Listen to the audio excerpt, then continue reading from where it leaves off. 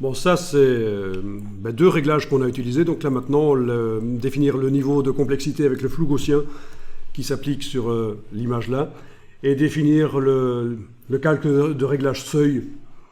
Alors, il y a ceci, qui est un calque de densité plus, densité moins. Donc, je sais pas, je pense pas qu'on avait déjà chipoté avec ça. Ça vous dit rien? Densité plus, densité moins. Peut-être que ceux qui connaissent Photoshop connaissent ces outils-ci. Je vous en ai jamais parlé de ça? Ce sont des outils de photographe, de labo photo en fait, quand on développe son négatif sur papier.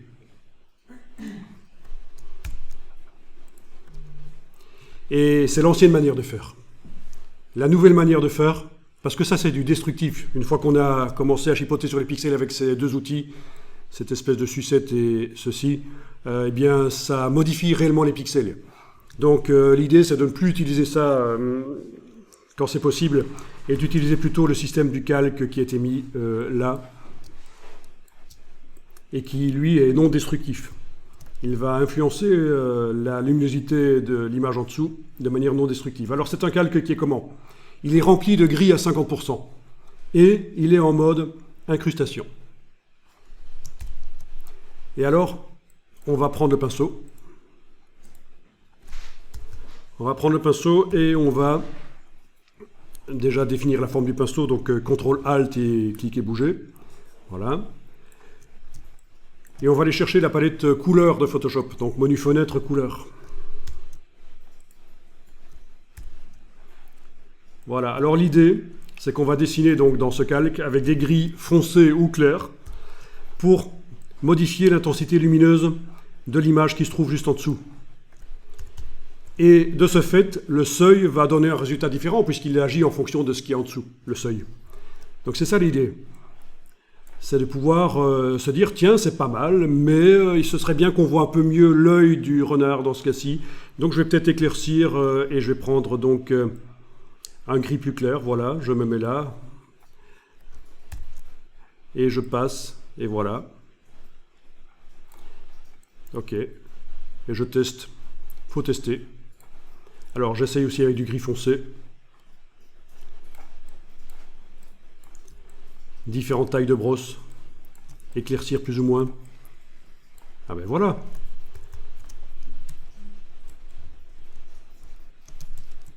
Vous avez vu ça? En prenant un gris clair pour éclaircir, un petit pinceau, je suis arrivé en passant là à donner un peu plus l'impression de l'œil du renard. Il suffit de cette ligne blanche et de cette petite tache blanche là pour qu'on voit un peu mieux l'œil du renard. Voilà, c'est ça l'idée en fait. Hein. Et donc comme on le voit dans la palette des calques, on est en train d'amener du gris clair foncé dans ce calque et ça éclaircit plus ou moins l'image en dessous.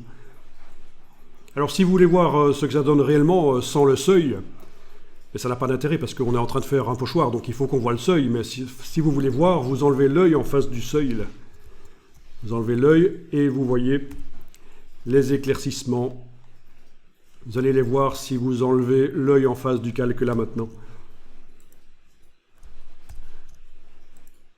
Voilà, je remets, j'enlève.